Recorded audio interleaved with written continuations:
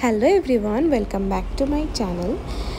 আজকে তোমাদের সঙ্গে প্রায় অনেক মাস বা হয়তো অনেক সপ্তাহ বাদে আমি একটা লং ভিডিও শেয়ার করতে চলেছি।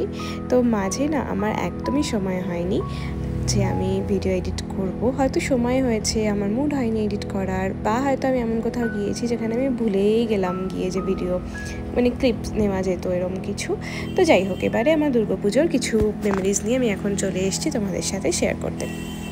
চলো একদম শুরু থেকে শেষ পর্যন্ত তোমরা কিন্তু দেখো।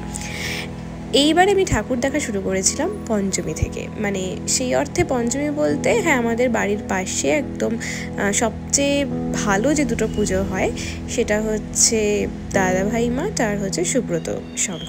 তোমরা যারা যারা শিলিগুড়ি থেকে দেখছো তারা অবশ্যই জেনে থাকবে যে এই দুটো পুজো কিন্তু দুর্গাপুজো হিসেবে দারুণ থিম করে, আর বড় বেশ মেলাও হয় এখানটায়। তো পঞ্চমীর দিন মায়ের সাথে আমি গিয়েছিলাম, যেহেতু খুব বেশি ভিড়ে মা বেরোতে পারে না, তো সেই জন্য ওই দিন ফাঁকা ফাঁকায় আমি গিয়ে ঘুরে এসেছি। তখনও কাজ চলছিল প্যান্ডেলের ভেতরে। এটা হচ্ছে দাদাভাই মাঠ। এখানে এন্ট্রান্সটার মধ্যে বেশ সুন্দর একটা টানেল মতন করা ছিল, আর এই সেই ভেতরের প্রতিমা যেটা অসাধারণ হয়েছে। প্রত্যেকটা কাজ একদম নিখুঁত করে তৈরি, আর কারুকার্য তো ভীষণ সুন্দর হয়েছে। যতটা না ক্যামেরায় বোঝা যায়, সামনে কিন্তু তার চেয়েও বেশি সুন্দর লাগে। তো মায়ের সাথে গেলে যা হয়, মা সেভাবে আমার ফটো তুলে দিতে পারেনি, আর ওই ফটো তোলার চক্করে আমার হয়ে গিয়েছিল একটা ছোট্টখাটো ভিডিও ক্লিপ। যাই হোক, সেটা আমি অ্যাটাচ করে দিয়েছি। তো এরপরে আমি গিয়েছিলাম নবোদয়ের সঙ্গে। এটা ওই কাছাকাছি আর কি, সবই পাড়ার পুজো, কিন্তু এটা অন্য পরের দিনের একটা ক্লিপ।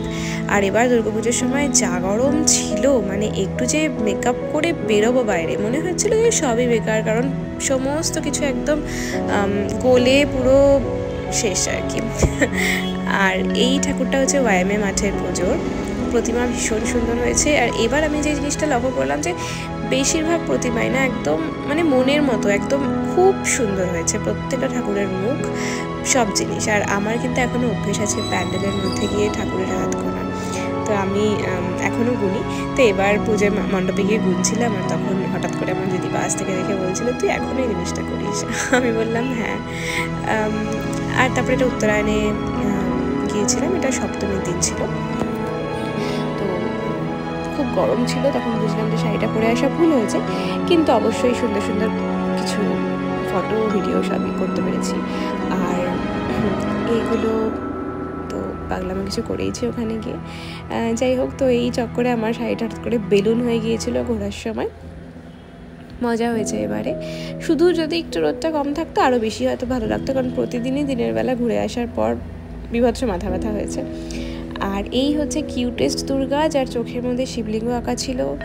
অসাধারণ প্যান্ডেল, অসাধারণ প্রতিমা, মুখ, সব কিছু খুব ইউনিক, খুব সুন্দর। তো এই সমস্ত কিছু কিন্তু চম্পাশাড়িতে হয়েছিল, আর এই ঠাকুর কিন্তু অনেক ভাইরাল হয়েছে।